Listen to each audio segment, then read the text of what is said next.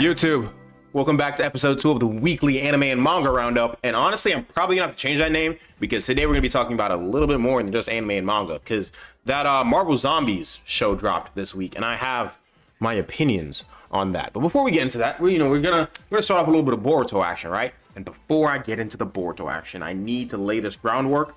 Read Boruto, don't watch it. And if you're gonna watch it, watch the anime, watch the manga canon stuff, then read Boruto. Do not watch the Boruto anime. It's trash. I'm gonna put that out there right now. The Boruto anime is trash, but the manga, fire. Word to my mother. But yeah, this chapter was chapter 26 of 2 Blue Vortex.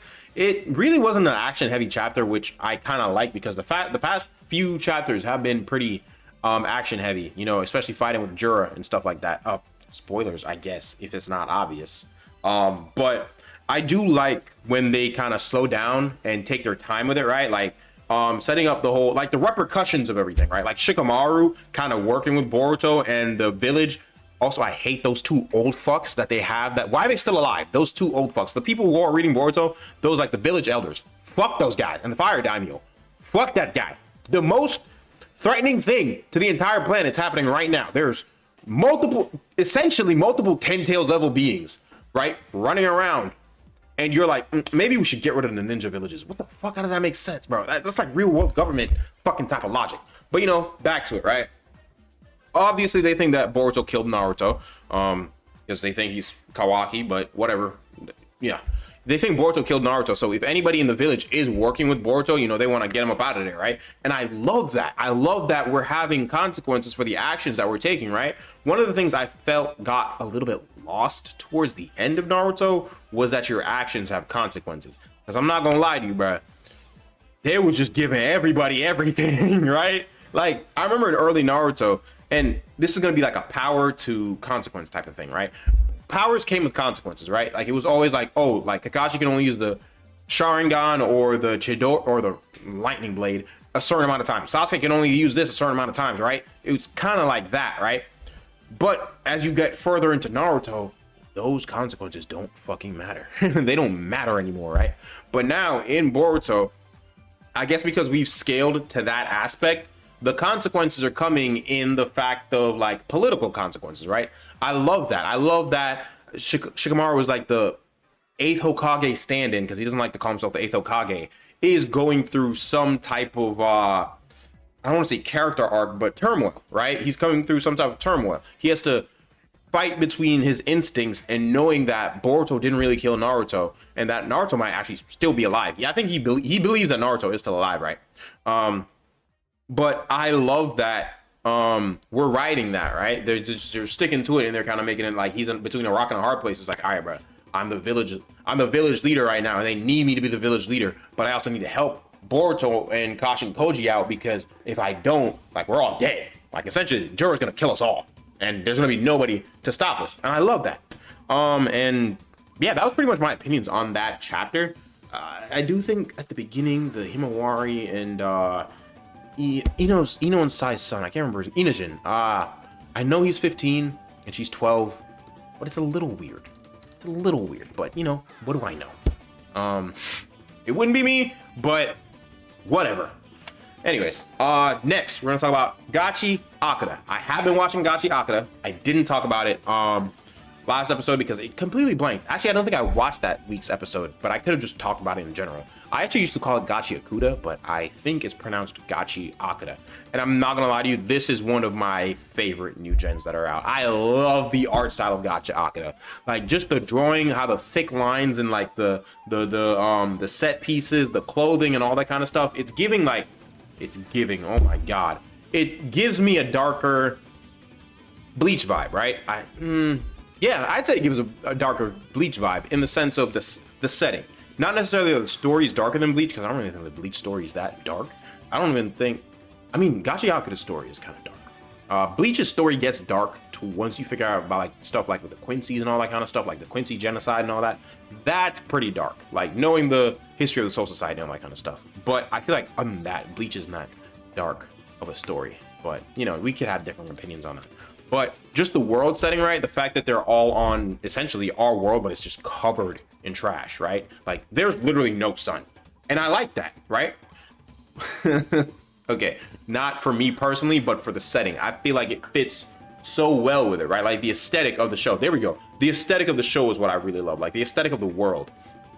And I mean, outside of that though, I do think it's a pretty light-hearted show so far. It's only like what, 12 episodes, right? So it's not that far in.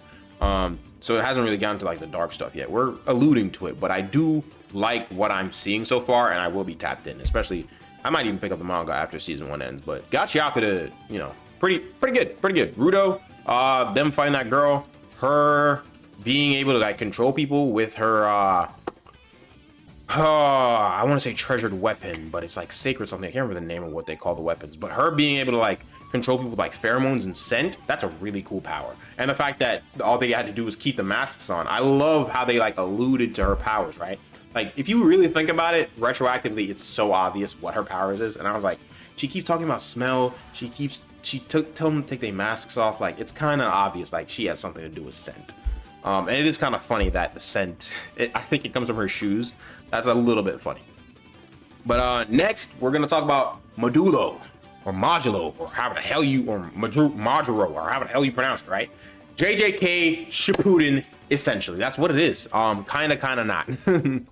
I never really got to talk about JJK on here because I wasn't doing this when JJK was coming out. I mean, I could do it when the anime comes back, but I've read the JJK manga like all the way through. I read that. I started reading it like a little bit before the Gojo versus Sukuna fight because I wasn't gonna get spoiled on that. If you know who wins, like whether Gojo died or Sukuna died, I wasn't gonna get spoiled on that. But Modulo, I'm liking it so far. It's cool. You know, it's nice seeing Yuta and Maki, knowing that they had like a happy life together. They had grandkids, they had kids, and that, you know, it's kind of nice knowing what happened post Sukuna incident, or it's not Shibuya, Shinjuku, the Shinjuku incident. Post that, it's nice to see like how the world is and where it's going, like especially with cursed energy, especially the world knowing about cursed energy, right? And curses, and the Gojo clan, right? Like what happened to Jujutsu Society? Like Jujutsu Society has become so like ingrained in society that they're just essentially workers now. Like they're like, I won't say they're cops, but they kind of are for cursed spirits, like the government, or they're special agents. There we go. They're special agents for the government, because the government literally taps on them and be like, hey, handle this. Because like when the aliens show up, they go to Yuta and Maki's grandkids, like Yuka, and I can't remember the guy's name. It's like, it's Inshorgen, something like that. I don't know. But they go to them and they're like, yo, all right, y'all handle this. There's aliens that's pulling up to the planet. Handle that.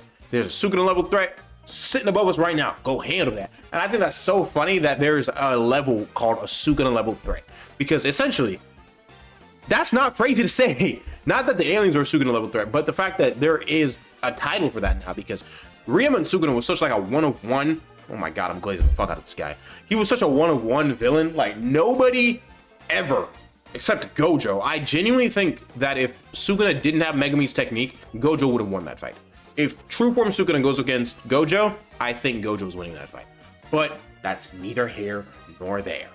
Drop it in the comments if you have opinions on that. We can argue about that. But you make a video on that as why I think that. But back to Modulo, you know, their king essentially, like he kind of looks like a Sukuna kind of guy. Like he's a Sukuna vibes. But people don't like that they're establishing things as Sukuna level threat. But if an entire society of aliens that are refugees, because they say that's what they are, came to the planet with the ability to use cursed energy, which is essentially only found in Japan, and Japan's the weakest it's ever been with cursed energy, and there's not even a lot of cursed users in Japan, I kind of think that, you know, those aliens will be a Sukuna level threat, because you don't got the facilities to handle those big money. You don't got that. You don't got a Gojo. You don't got a Yuta anymore. You don't got a Maki anymore. You don't got a Yuji anymore, gang. They're mopping the floor with you. They're mopping the floor with you. You don't. I think their grandson, he has Rika's ring. I don't think he's gonna use it as well as Yuta can. Like, let's keep it a stack here. I don't think he's gonna use it as well as Yuta, but you know, that's neither here nor there. I'm gonna let the story play out and I'm gonna see how it's going. I started reading chapter 4, but it's raw scans, and I don't know, bro. I don't really trust those translations that much. I might read it just to read it. I was gonna read it for this video, but then I saw it, and it's like, no, I'll just probably cover that next week or something. But that's my thoughts on Modulo so far, on Modulo. Next up, we're gonna go with Marvel Zombies. Oh my god, I have opinions on this show. First of all, I absolutely hate the animation style. I despise it. It looks horrible, and they keep sticking with it. I don't know why they don't make it. I guess I know why they don't make it 2D, because 2D would be way more work. I get that it's 3D. It's like a weird 3D, but it's CGI. Or not CGI. It's like a weird 3D CGI kind of thing. I don't really know what you call that animation style. I think it is CGI. But yeah, computer generated image. CGI. Yeah, there we go. So I get that all they gotta really do is like move around the essentially the model and all that kind of stuff, right? But it just looks so ugly. It looks horrible. They like what show is it, or what movie was it that did like 3D but did 2D animation styles on it? I can't remember the name of it, but if they did it like that, that'd be fan. Bro, no, hold on, bro. I think Puss in Boots did it actually. Puss in Boots: The Last Wish. There's so many revolutionizing of CGI animation. Like, look at the Spider-Verse. Look at Puss in Boots: The Last Wish. Essentially, what they did was they made CG models and then they drew over it in 2D. That's tough as fuck. That's tough as fuck. That's amazing. I love those animation styles, those art styles. But when Marvel does it, and they use it for damn near all their fucking like shows that aren't live action. Like, I genuinely thought like the What If series would have benefited so much, because this is essentially just an extension of What If. This is an extension of one of those episode 1 things. But a great thing they could have done for What If is that each episode, don't make them connected. This is how I fix this. No, this is how I fix What If. Don't make each episode connected. Not every fucking thing in the MCU needs to be fucking connected. The entire appeal of What If is that it's a self-contained story that you go there, you see it once, and you leave it. You leave it alone. Don't go back to it, right? Don't try to cross over with it. I get it's a comic, and in comics they do that, but you don't need to do that all the time, right? And each episode could have been a unique animation style. Cinema. And then they wouldn't need to do that shit where they be dropping them all the time. I see you, Marvel, Disney, I see you. At first, when they first dropped them shows, they used to drop them weekly. Now it's they drop them daily, because I think the last season of What If, so terrible. They dropped that like daily. They dropped those episodes daily leading up to, I think, Christmas or something. And then Marvel Zombies, they just dumped all that out there. And that Wakanda show, Eyes of Wakanda, they dropped that all out there. I think that was done very well, though. I did like Eyes of Wakanda a lot. I do think each episode was uniquely animated, which is also one of the reasons I liked it. But I do also, it also wasn't fucking interconnected. It kind of was, it kind of wasn't. Like, I don't mind the time travel stuff, interconnecting it. But it wasn't like, oh, characters from the past are coming to the future. I mean, honestly, not. It wasn't really interconnected. It's not like they went through time jumping and collecting those characters to have them do shit. Like, no. It was just, by the end of it, they did like a little time travel thing. And I didn't mind it. I liked it. I think Eyes of Wakanda was pretty cool. Marvel Zombies, on the other hand, I don't like it. I thought the writing sucked. I think the animation style sucks. I watched it all the way through last night just because I was bored, and then I wanted to make this video about it. And I don't like that they're doing a season 2. I don't think it needs a season 2. So that's my opinion on Marvel Zombies. I don't like it. I don't like it. I'm a hater. I was hating on that shit the whole fucking time. But next we can move on to Don. Listen. I know I said that Gachi Akudu is one of my favorite new gen. Don is my favorite new gen. I'm not gonna lie to you. Listen, season 1, episode 1 and 2 is those are the ones I believe. Little rough. I know it's episode 1 where the whole Momo and the alien thing happened. Not sure about 2. But it's a little, listen, getting into Don, not getting into Don, but starting Don. If you have, history of anything, or, you're just sensitive to those topics, it's a little hard. I will not lie to you. It is a little hard. I've spoken to multiple women, spoken to multiple people, and they don't want to get into Don because of that reason. And I get why you wouldn't watch it for that reason. Like, I get why you wouldn't watch it for that reason. But once you do get past that, I do believe Don is one of the most charming and endearing stories, especially in anime, that I've seen in a very long time, right? Especially in a shonen. It's not really a shonen, but in one that's geared towards the shonen-esque vibes, right? And the power system, the diversity of it, or there is a power system, but there isn't. I really like that. Like, everyone has their own unique thing going on. I think that's really, really cool.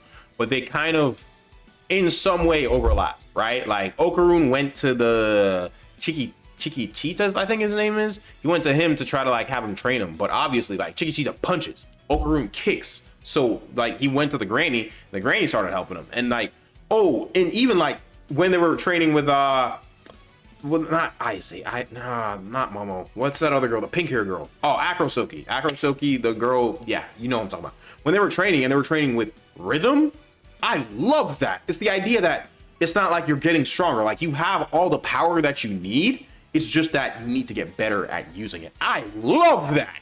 I love that thought. It's like all the power you need is right there. You just need to get better at executing it. That's such a cool concept, especially in a shonen where it's not just like, oh, let's get big and stronger. I mean, yeah, Okarun's getting stronger, but essentially, like I said, he has all the power he needs. He just needs to work on accessing it. Yeah, that's my thoughts on Dandadan. Sorry, little thing out my throat right there is why. But next, we're gonna move on to One Piece. Oh, One Piece. This has been a good week for One Piece. I read chapter 1161 literally 30 minutes to an hour ago. Loved it. Loved it. A lot of people talking shit about it because, you know, God Valley, they're calling it Simp Valley. They're calling him Simp D Roger. They're calling him Simp D Rayleigh. Simp here, Simp there. Simp D Zebek, right? I love what's going on in God Valley. I love how Oda is humanizing these legendary characters, right? The idea that the reason why they're legendary characters to us because we see them in a certain light. We like everyone who is a legendary person to us, especially in the real world, bro. They're not how you remember them in the textbooks all the fucking time. You think they're friends? Like their friends were dealing with that, like that. It's like, oh, the greatness of him. You think they were that 24/7? I like the idea that Roger and I mean, Garp is just being Garp. I'm not gonna lie to you, but Roger, Whitebeard, and all of them, like, they're kind of, you know, there's a silly aspect to him, especially like Roger. Roger's not in his fucking prime yet. Roger's still, you know, he's older than Luffy. He's like, what, 30 something, but Roger doesn't hit his prime for, I think, another 10 years, right? So that's why, like, him and Garp, they gotta like jump Zebek, right? And I love Zebek. I'm not gonna lie to you, love Zebek so far. Love his character. We should have used a little bit more of him this chapter. And again, my boy Dragon. I'm loving the Dragon love, man. I'm loving the Dragon love. I'm loving that Dragon's getting shit, bro. You know, it's crazy that he did drop Shamrocks. Or Shamrock. I don't know. Is it Shamrock or Shamrock? Whatever the fuck his name is. I don't like that guy. I get why. You know, he got shot through the arm, so I get it. But the idea of him thinking is like, bro, I need to pay for helping orchestrate this thing, even though I'm such a lowly cog in the grand scheme of the world government.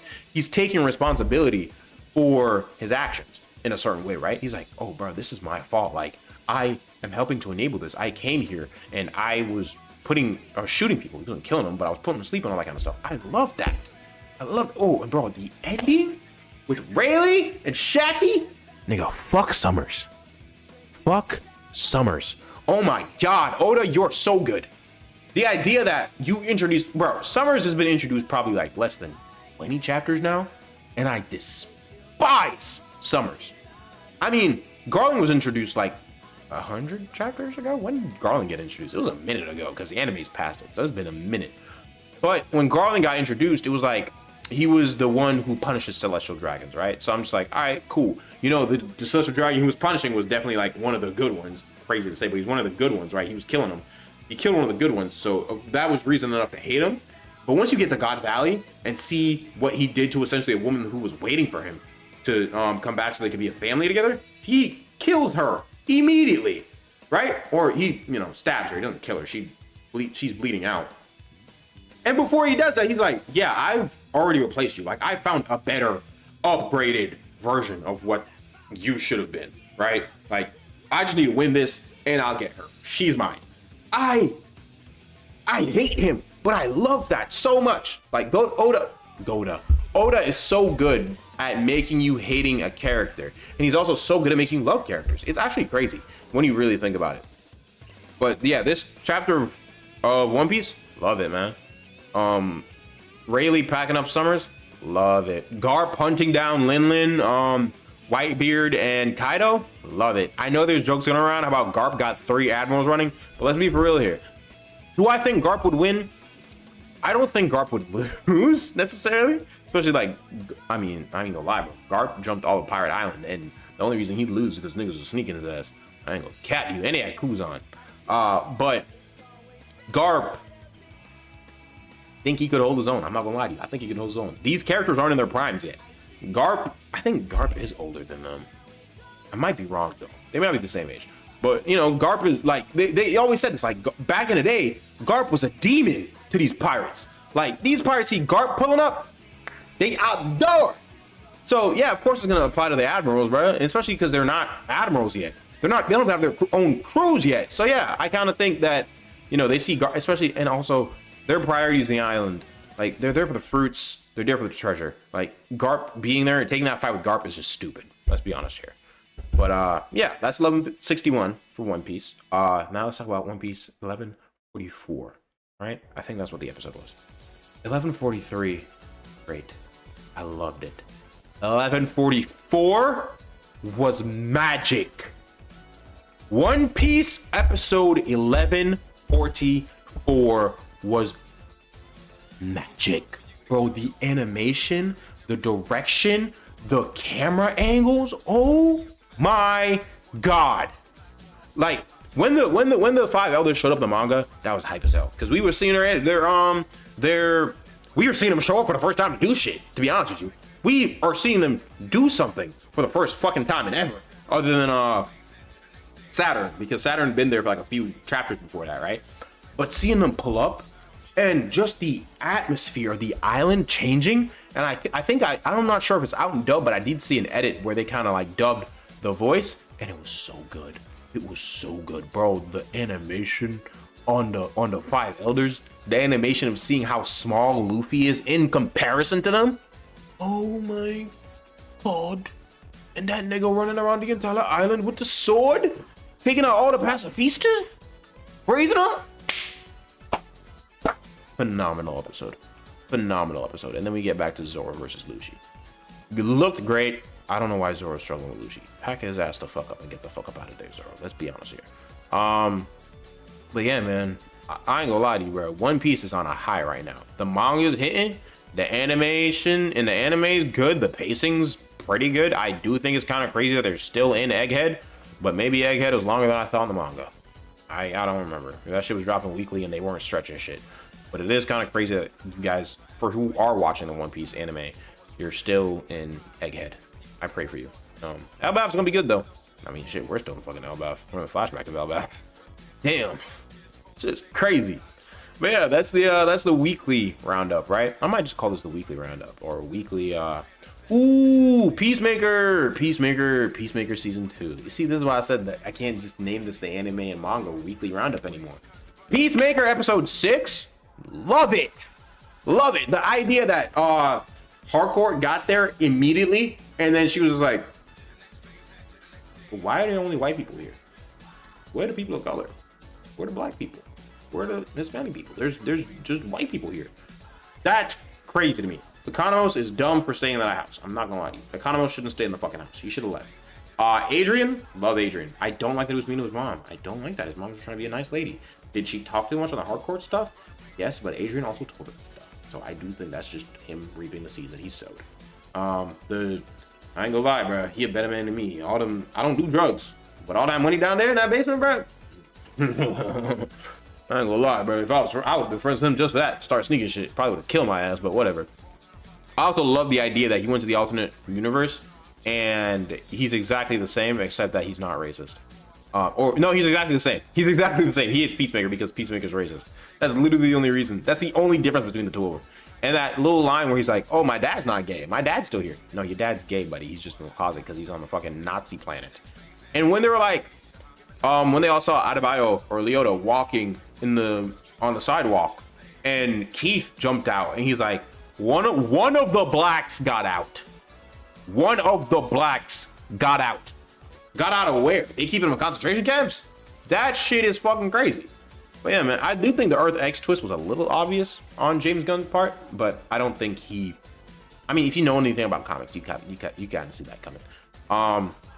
Rick Flag Sr. still don't like him. I get it. You know, the guy killed your son. But it's just me because Peacemaker's the main character and he's been redeemed in my eyes. To him, he hasn't. He killed his son. So I kind of get it. But Lex Luthor showing up. Apparently this was recorded before Superman was finished. So that's why Tony Lex is different. I liked it though. I like the idea that, you know, in this more hardcore show, I was gonna say gritty, but more hardcore, it's rated R or MA versus, you know, Superman's PG-13. Lex Luthor is like being a little bit more intimidating, right? A little more cunning. He's cursing. He's more vulgar, and he's more composed. I will say that. I feel like he's more composed. He's less bratty as he was in Superman, which is not saying like bratty in a bad way, because I get why he was bratty. But here he's more like, you can kind of see that being in prison and having the people having chosen Superman over him, it's kind of gotten to him, and he's like, instead of him letting it eat at him the way he did at the end of Superman, he's kind of getting it together. He's like, all right, bro, time to start plotting, time to start planning and get shit together. He obviously didn't say any of that stuff, but you know, with the world government, God, One Piece, the U.S. government obviously now owing him a favor because of Rick Flag Sr. That's another reason I don't like the guy. I get it, you're going through whatever avenues you need to go through to get him because he killed your son, but what the fuck ever, dude. I think it's pretty cool. Yeah, I do like what's happening with Peacemaker. I love the DCU so far.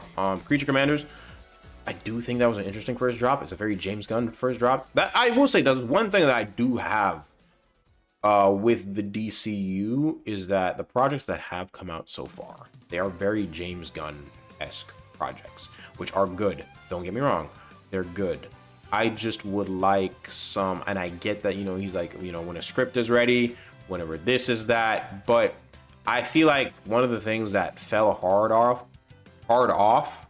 wow, I don't know, one of the things that the DCEU fell hard with is they're not prioritizing the characters after like a certain while. Like it got to a point where they're just putting out Harley Quinn stuff. Harley Quinn stuff. They were just putting out Harley Quinn stuff because they're like, oh, Harley Quinn, popular to people, let's do that. They didn't give her own goddamn movie. I like the movie, but it shouldn't have been a Harley Quinn movie. It should have been a Birds of Prey movie. Cassandra Cain. Let's not even talk about that. But I do want some more. Just give me traditional superheroes, bro. Give me a Batman movie. Like I should already have a Batman movie lined up. I should already have a Flash movie lined up. I get that the Flash movie just dropped, so you know you get time to cool off. I should already have we have a Green Lantern TV show coming out. But I should already have, like, you know, the Prime Justice League members, right? I don't think, I get it, you know, he's not doing it the same way the MCU did it, you know, and it is setting up to Earth X versus Prime Earth kind of thing. I get it, I understand it, and I'm looking forward to it. But I do just want to see my traditional superheroes. I loved Superman because it was Superman. It was a great story too, but also I got to see Superman on the big screen. That was my first time ever in a theater seeing Superman, like a Superman movie, right? I loved that. I did see The Flash in theaters. I did see The Batman in theaters. Loved it. But I want to see a fantastical Batman in theaters. I didn't see any of the Wonder Woman in theaters. I want to see Wonder Woman in theaters, right? I want to see the DC heroes that I grew up with, because I was always more of a DC kid than a Marvel kid. But, you know, that's my 2 cents. This video got way longer than I thought it'd be. I wanted to keep this like 15 minutes, but we're at 28 minutes now. I'm coming in with some ideas. You know, I'm gonna record another video of this, record a gaming video. I'm gonna get those back up. But I love you guys, and you know, keep going forward. Believe in yourself, and love yourself more than you love anybody else. So, see you guys in the next one.